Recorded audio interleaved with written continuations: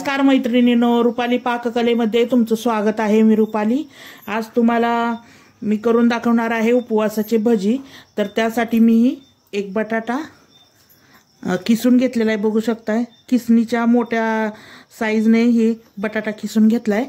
तर नवरात्रीच्या तुम्हाला सर्वांना माझ्यातर्फे हार्दिक हार्दिक शुभेच्छा।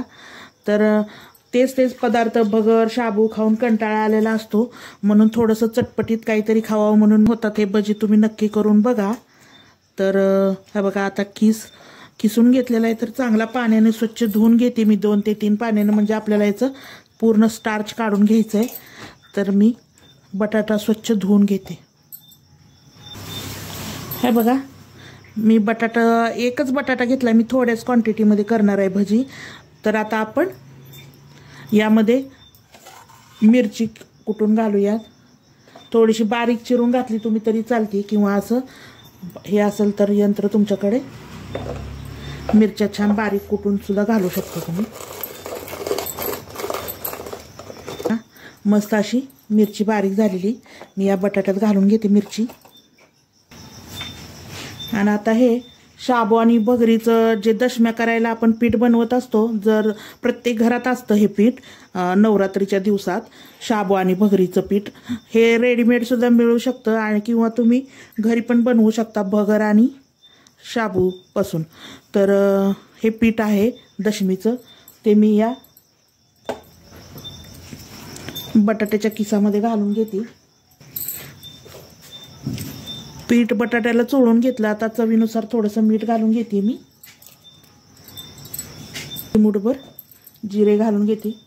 उपवासाला जर तुम्ही कोथिंबीर खात असाल, तुमच्यात चालत असेल तर तुम्ही कोथिंबीर सुद्धा घालू शकता, पण आमच्यात आम्ही कोथिंबीर नाही घालत, त्यामुळे मी कोथिंबीर न टाकताच तुम्हाला हे भजी करून दाखवते। पाण्याचा भपका देऊन हे पीठ आपल्याला थोडंसं असं मळून घ्यायचं आहे।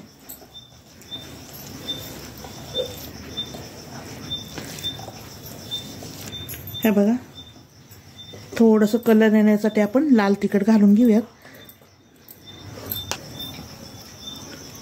हे बघा, तेल चांगलं गरम झालेलं आहे, तेल ठेवलं होतं तापायला। आता छोटे छोटे आपण ह्यात भजी सोडून घेणार आहोत, बघू शकता।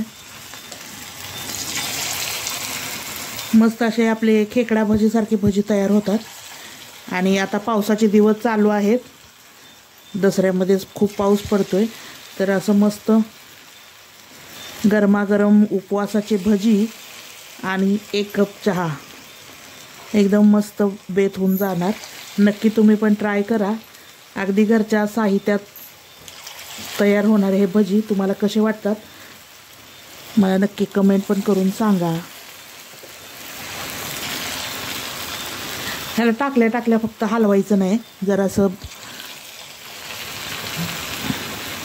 वरती येऊ द्यायची भजी आणि मग हलवायचं, नाहीतर तुटण्याची शक्यता असते। हे बघा, मस्त आलटीपलटी करून घ्यायची। अशी सोनेरी कलरवर मी भजी तळून घेतलेले आहेत। तर मी या चाळणीमध्ये काढून घेते भजी। बघू शकता किती कुरकुरीत झालेले आहेत।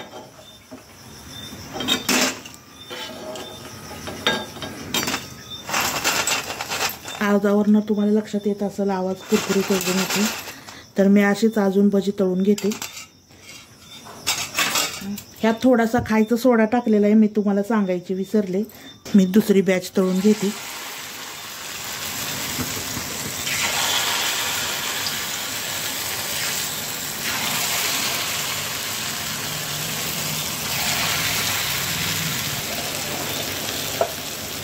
एवढे छान भजी मिळालेले कुणाला उपास नाही करू वाटणार सांगा। उपवासाचे असे छान टेम्पटिंग पदार्थ करून खायचे, म्हणजे 9 दिवस कसे जातात कळणार पण नाही। तर बघू शकता, अगदी मस्त भजी तयार होत आहेत आपले। ही बॅच आपली तळून झालेली काढून घेते मी चाळणीमध्ये। एकदम कुरकुरीत क्रंची अशी भजी तयार झालेत आपले। तर ह्याच्याबरोबर खाण्यासाठी मी ओल्या नारळाची चटणी करून दाखवते तुम्हाला।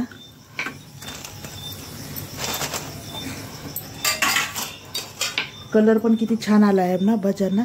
तर हे बघा, हे शेंगदाणे आहेत ना, हे मी तेलात तळून घेते थोडेसे. हे आपल्याला चटणीला घालायचे पर्यंत भाजून घेतले तळून. तर हे शेंगदाणे काढून घेते मी आता कडे. उपवासाच्या भज्याबरोबर खाण्यासाठी मी एक चटणी तयार करते. त्यासाठी मी शेंगदाणे तळून घेतले तेलात. तर हे शेंगदाणे घालूयात आपण या चटणीमध्ये. ओला नारळ घातले आणि थोडेसे जिरे घेतलेले आहेत.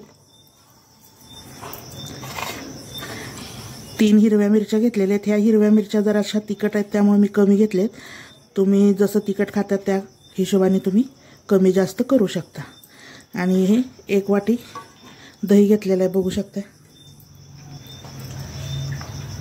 चवीनुसार मीठ घालायचं. अर्धा चमचा साखर घालायची.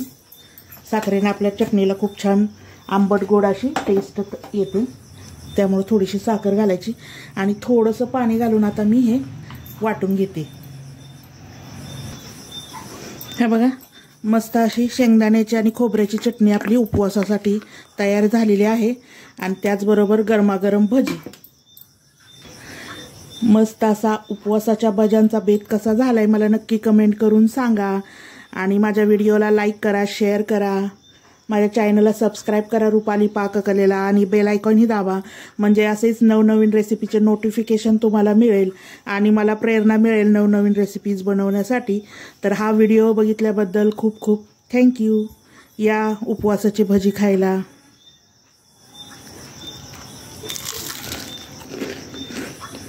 एकदम कुरकुरीत क्रंची झालेले आहेत. तुम्हीही नक्की ट्राय करा. थँक्यू.